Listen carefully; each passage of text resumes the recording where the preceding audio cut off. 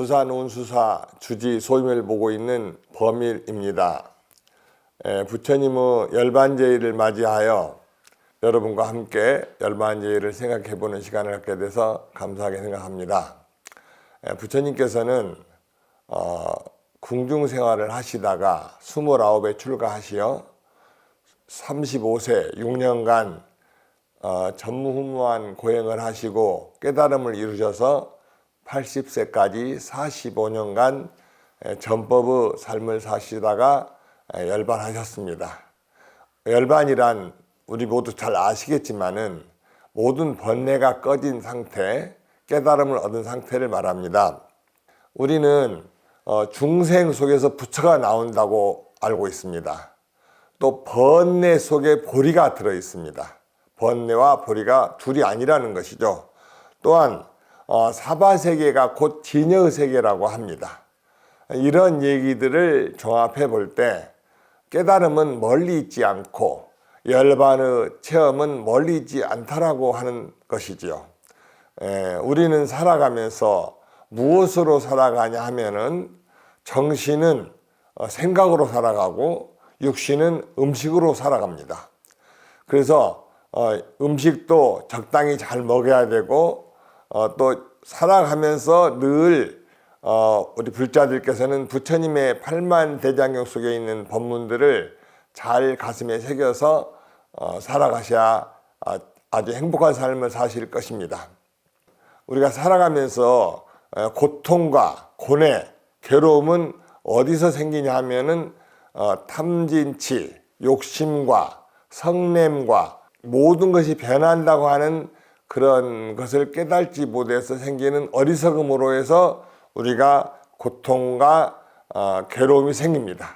그래서 이제 고통과 괴로움을 없애려면 어떻게 하느냐? 우리는 육신을 가진 존재는 어쨌든 생로병사의 속에서 살고 있습니다. 그래서 그 몸의 고통이나 이런 괴로움을 없애려면은 욕심 혹은 화나는 것이 왜 일어나는가를 돌이켜 봐야 되는 것이죠. 대부분 화는 왜 내냐 하면은 금강경의 말씀처럼 아상에서 일어납니다.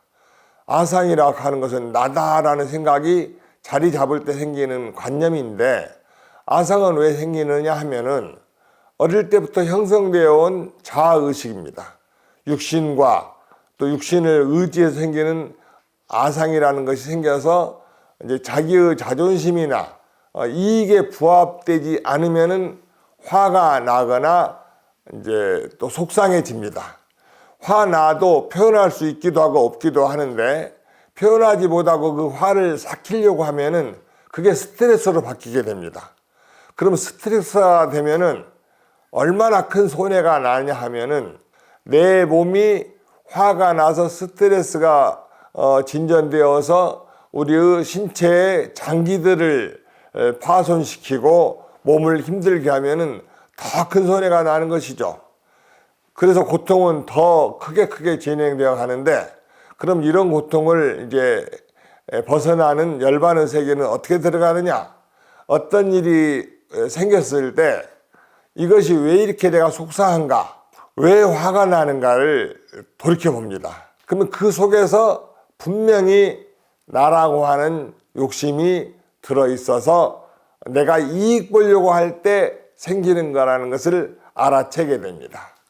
근데 우리는 이익되게 하려고 하는 삶을 살다가 어떤 생각을 또 한번 해보셔야 되냐 하면은, 현명한 분들은 모두 다 한결같이 공술의 공수고 빈손으로 왔다가 빈손으로 간다라고 하는 말을 많이 했습니다. 욕심의 삶을 알아챈 다음에 그렇게 괴로움이 생길 때 그걸 알아챈다면은 더 이상 고통과 괴로움이 없게 됩니다. 어릴 때 제가 살던 집은 방장산 속에서 살았는데요. 밤에 공부하다가 마당을 나와서 산책을 하고 하다 보면은 자연스럽게 하늘을 올려다 보게 되는데, 하늘을 올려다 보니 까만 밤하늘에 별들이 초롱초롱 반짝반짝 마치 박혀있는 듯 그게 있습니다. 저는 그 별을 보면서 이런 생각을 했습니다. 나는 저 별을 볼 수 있는데 내가 볼 수 있다라고 하면 나랑 뭔가 관계가 있을 것인데 관계가 없다면은 아예 보이지 않을 것이고, 물론 안 보인다 해도 모두 관계 없는 건 아니지만은 그래도 이렇게 눈으로 선명하게 매일 밤마다 볼 수 있는 이 별은 나랑 무슨 관계일까? 늘 그런 게 궁금했습니다. 그리고 이제 나이가 이제 들어가고 학교 공부를 하면서 별이 너무너무나 멀리 있다는 것도 알았습니다. 즉 비서속도로 무지무지 빨리 가도 뭐 몇백 광년을 가야 되니 우리의 인간의 몸으로는 갈 수 없는 곳이라는 것도 알아챘습니다. 그래서 갈 수 없는 별을 어떻게 우리는 매일 보면서 별과 어떤 관계인가를 생각하게 되는 걸까라고 늘 저에 대한 어릴 때부터 질문은 화두처럼 저는 또 나름대로 화두가 되어 있었습니다. 그러다가 저는 최근에 너무나 기쁘고 반가운 생각을 정리를 하게 됐습니다. 저는 저의 아는 우리 둘째 아들이 공부를 잘해서 제가 그 애한테 이런 숙제도 냈습니다.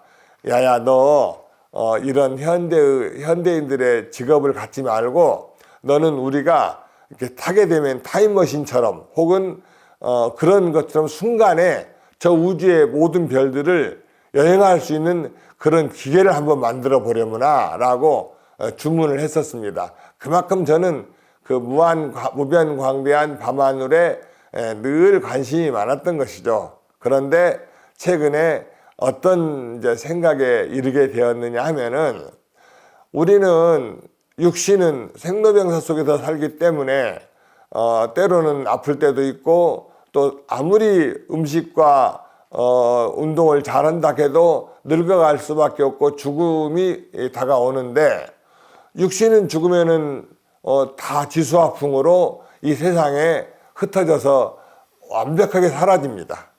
그렇지만은 우리는 이런 말을 많이 합니다. 마음은 청춘이다. 마음은 늙지 않는다. 그러면 이 영혼은 육신을 따라가지 않습니다.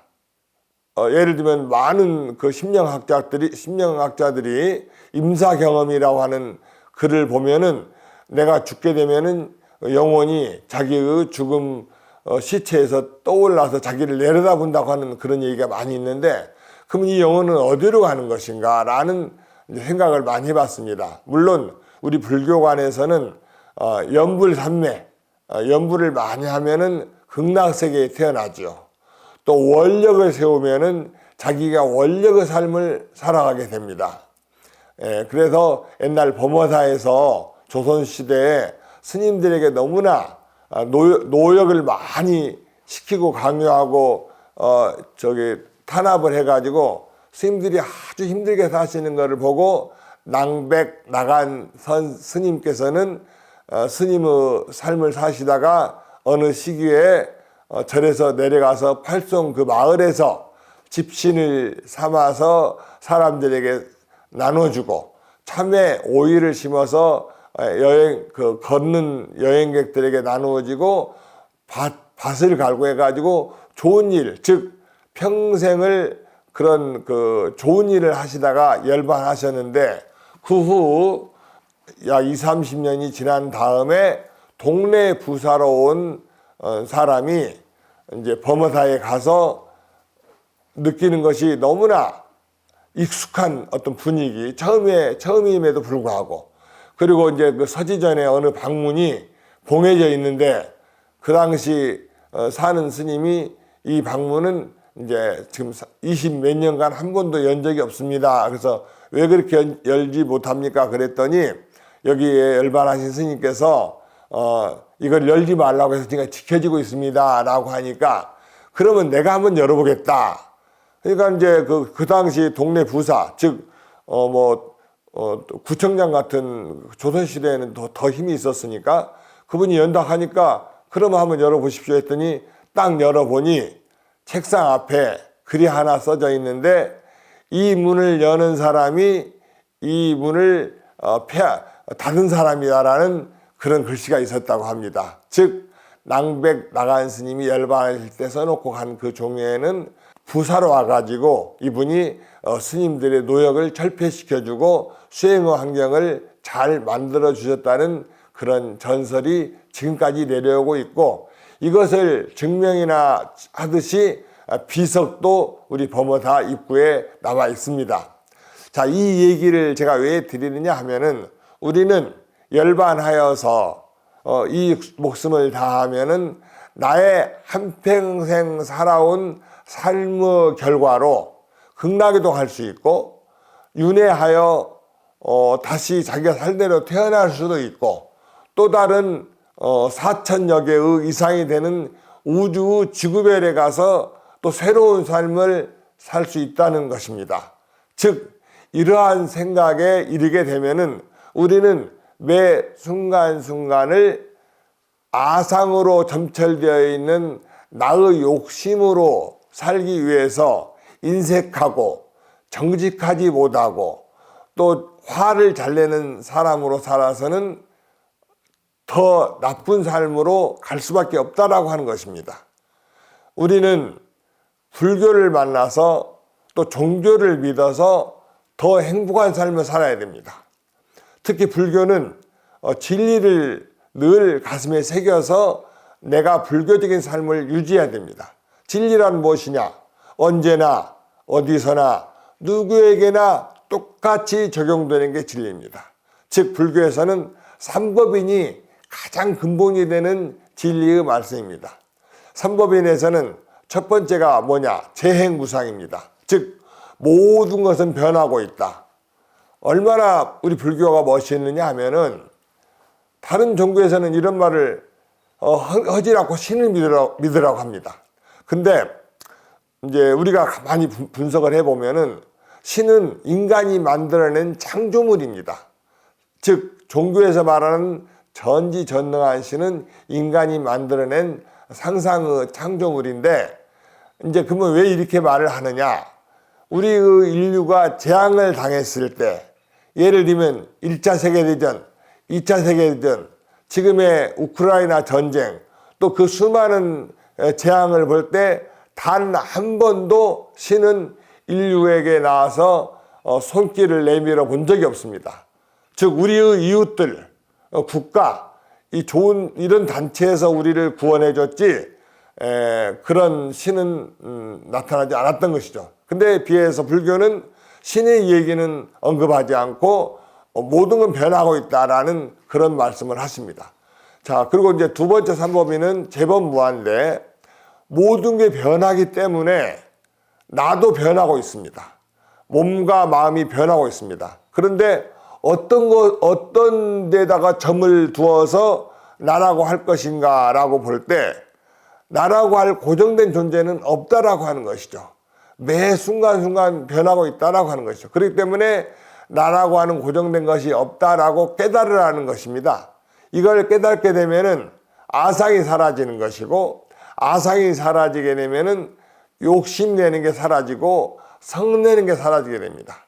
반야신경에서는 어떤 수행자가 내가 누군가를 관해 봤더니 나라는 존재는 오온에 화합된 존재에 불과하더라 라고 알아채니 일체 고통과 재앙에서 벗어났느니라 하셨습니다. 즉, 이 말은 모든 고통과 재앙이 나로 인해서 생긴다라고 하는 그런 말씀입니다. 삼법인의 세 번째는 이제 보통 우리 책에는 열반적정으로 나오는데, 저는 일체계고를 더 좋아합니다. 일체계고가 이뤄서 사법인이라고도 하는데, 왜 일체계고를 넣느냐? 이 세상은 우리가 착각을 하는 수가 많습니다. 무엇을 착각하느냐? 행복할 때는 너무너무나 좋아합니다. 근데 사실은 그 행복의 이면에는 반드시 고통이 기다리고 있습니다. 그래서 이 세상 모든 것은 다 고통이다라는 그런 의미입니다. 그럼 왜 고통이냐? 우리는 생로병사를 거스를 수 없기 때문에 만나면은 이별이 다 이미 예정되어 있는 것이고, 또 태어나면 죽음이 예정되어 있는 것입니다. 그래서 이 일체계고라고 하는 것은 그 고통이 이 사바세계에 태어나서 사는 것 자체가 가끔 행복하고 기쁠 때도 있지만 궁극에 가서는 이별을 해야 됩니다. 그렇기 때문에 고통입니다. 그래서 이 삽바 세계에서 삶은 그 무엇도 집착할 것이 없고 서로 행복하거나 기쁘다고 하더라도 그것의 뒤이면에는 괴로움과 슬픔이 기다리고 있다는 것을 알아차리는 것이 이제 일체계고의 진정한 의미이며 깨달음일 것입니다. 열반이라고 하는 것은 모든 번뇌가 꺼진 상태를 말합니다. 모든 번뇌는 어디서 오느냐? 나라고 하는 아상, 나라고 하는 자의식에서 생기는 것이죠. 그래서 이 자의식에서 그러면 나를 없앨 것이냐? 없앨 수는 없습니다. 우리는. 그러면 어떻게 하느냐? 이제 어떤 일에 봉착해서 혹 화가 많이 나신다라고 하면은 그때 알아차리시면 됩니다. 즉, 내가 아상에 지금 집착하고 있었구나. 그래서 화가 나는 것이구나. 그러면 나는 속고 있는 것이다. 라는 것이죠. 또 이제 고통은 어디서 오느냐? 내 것이다라고 하는, 아상이다라고 하는 것에서 너무나 집착해가지고 내가 원하는 것이 이루어지지 않거나 할 때 또 고통은 생길 수 있습니다. 이것도 역시 이제 그걸 알아차리면 되는 것이죠. 그래서 우리는 번뇌 속에서 보리, 즉 우리의 이 일상적인 삶 속에서 내가 알아차리는 것이 바로 보리의 삶이 될 수 있는 것입니다. 또 사바 세계 속에서의 진리의 세계, 진여의 세계, 즉 우리가 따로 좋은 환경의 수행처나 따로 어디를 찾을 것이 아니라 내가 사는 이 삶 속에서 공부도 해야 되고 깨달음도 해야 되고 보살의 행도 해야 됩니다. 그렇다면 어떻게 하는 것이냐? 자기 나름대로 그 환경에서 남을 위해서 사는 것을 생각을 해야 되죠. 저는 요즘에 우리 불자들께 법문을 할 때 손해보는 삶을 삽시다 라고 말씀을 합니다. 손해보는 삶은 뭐냐? 내가 남에게 열을 받았으면 나는 스물 서른을 내놓는다라는 마음으로 삽니다. 나한테 이익되지 않는 삶을 살도록 꾸준히 이렇게 노력을 합니다. 사람들은 이제 나이가 들고 어느 일정한 시기가 되면은 친구도 점점 없어지고 외로워진다고 합니다. 왜 친구가 없어지고 외로워지느냐? 나이가 먹어서가 아닙니다. 인색해져서 그럴 수 있습니다. 또 자기의 자의식이 너무나 강해서 그럴 수 있습니다. 열반이란 나누는 것이고 자의식을 줄여서 함께 하는 것이 열반의 진정한 의미입니다. 오늘 부처님의 열반제일 이 날을 통해서 우리는 이 삶을 살아가는데 양보하고 베풀고 화내지 않고 그런 손해나는 삶을 살면 좋겠다라고 생각이 들어갑니다. 수행은 왜 합니까? 행복해지려고 합니다. 행복하려면은 그러한 마음의 가짐으로 살아야 수행이 되는 것입니다. 그러면 우리는 힘든 시련이 올수록 또 다가올수록 우리는 가슴이 설레야 됩니다. 왜? 나는 이 힘든 일을 통해서 더욱 성숙될 것이고 지혜로워질 것이어서 얼마나 다행인가 라고 하는 그런 마음, 긍정적인 마음을 가지신다면은 힘든 이 사바의 삶이 결코 힘든 것만 아니고 매 순간순간이 수행의 삶이 될 것이며 기도의 삶이 될 것이며 깨달음의 삶이 될 것입니다. 우리가 출가제일과 열반제일을 맞이한 이 일주일 얼마나 감사합니까? 이런 날이 올 때마다 놓치고 있었던 어떤 신심 또 깨달음의 세계를 다시 한번 체크해 보시고 다시 마음을 다잡고 또 잊어버렸거나 놓쳤던 것을 생각하시면서 새로 출발하시면 좋겠습니다. 운사주지 범일이었습니다. 감사합니다.